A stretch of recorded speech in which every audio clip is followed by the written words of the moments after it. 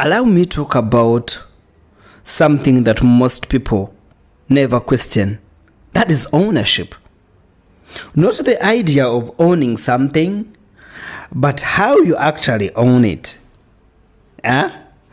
Because the truth is, what we call ownership today is often just a mere permission.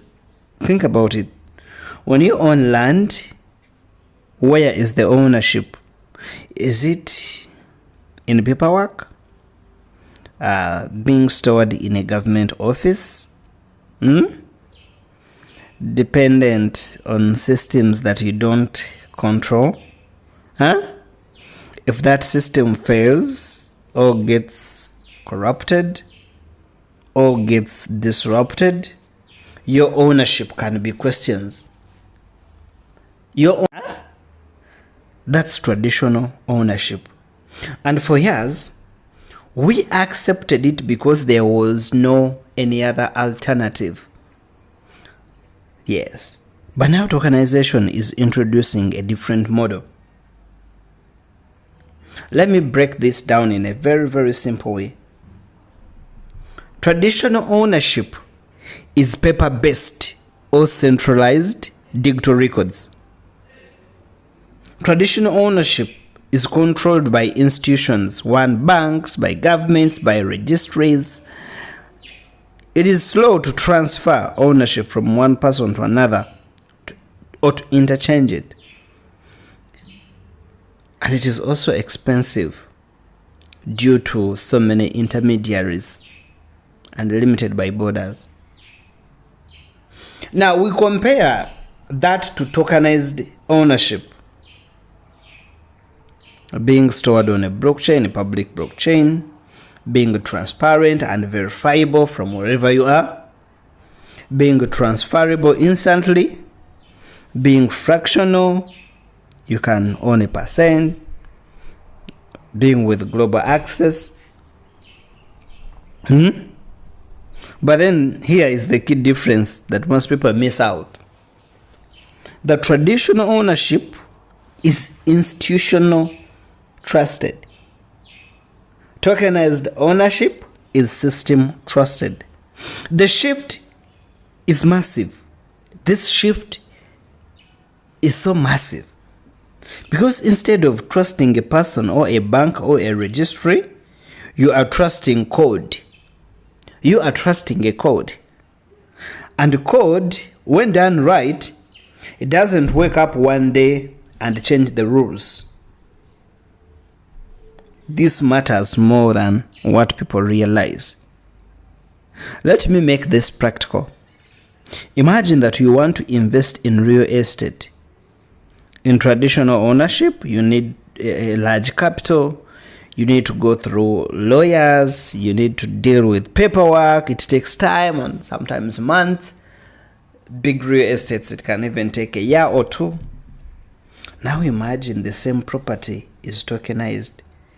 You can buy a fraction of it. You can do it instantly with just a simple press. You can trade your portion anytime. You can verify your ownership on chain. That changes access. That changes speed. It changes who gets to participate. And this is why big institutions are now paying attention here. Because tokenization doesn't just improve the system, but it redefines it. It doesn't simply improve the system, but it is completely redefining it. Traditional ownership, traditional systems have been weak.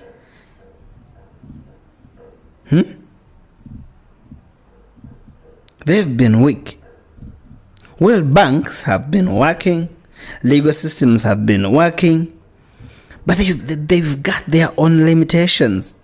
They are slow and expensive and exclusive, and sometimes opaque. We've seen situations globally where ownership records disappear, where legal disputes take years, where access is restricted because based on geography. This is not theory. This is reality. So tokenization doesn't magically fix everything here, but it introduces something powerful. It introduces transparency. It introduces efficiency. It introduces accessibility. When you enter infrastructure, this is where everything gets serious.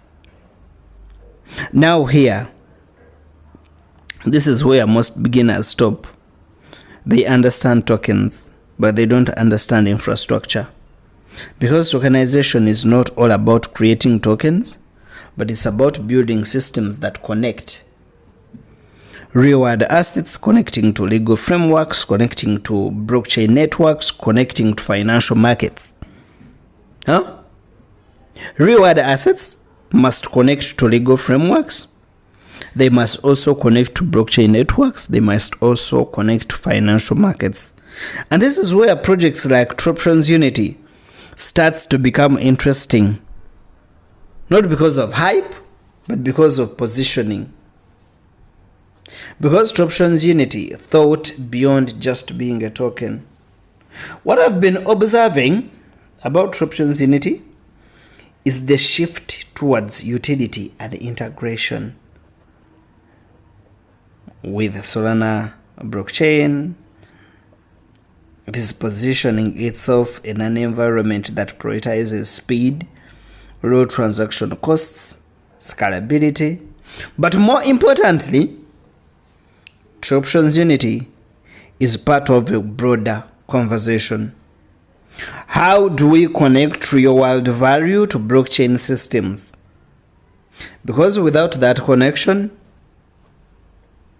tokens or even Tropion's Unity would remain speculative. Have you heard something called quantum exchange? Because this is where infrastructure thinking really starts to slow. If you've not heard about quantum exchange, what it is building with Tropion's Unity, then probably you don't know what a real infrastructure means. If tokenization is the idea, then platforms like quantum exchange represent the execution layer. The place where assets are listed, the place where value is exchanged, the place where liquidity is created. Think of it like this. You can tokenize a diamond, you can tokenize a property or a financial instrument. But without a marketplace, without a system where people can trade, the token has a very limited future.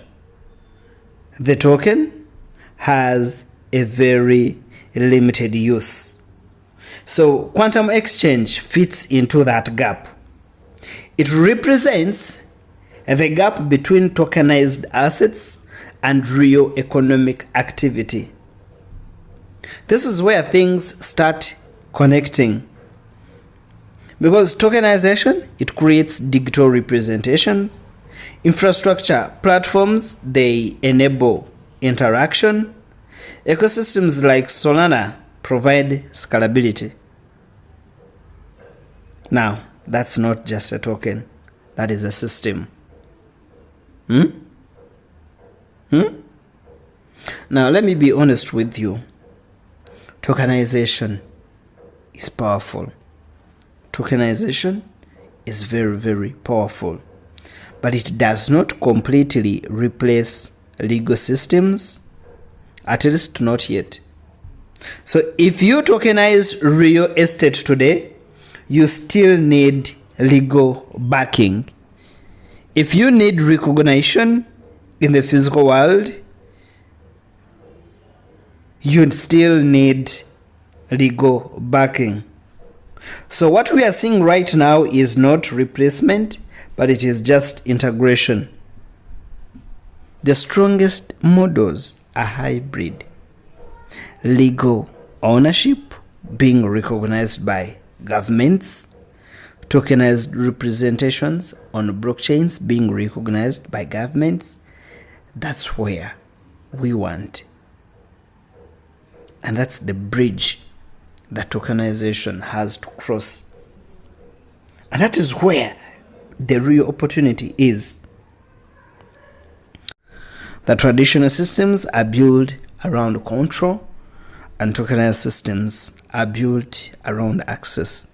So in the old system, access is limited, participation is restricted, ownership is concentrated. But in the new system, access expands, participation increases, ownership becomes distributed. And that's why this matters, not just for investors, but also for the global economy. In my perspective, after everything that I've seen through crypto, I don't get excited by tokens anymore. But I love to study systems. I love to study technologies. I want to study everything that matters. Because I've seen what happens when there is no real infrastructure behind an idea. That's how scams survive. That's how people lose money.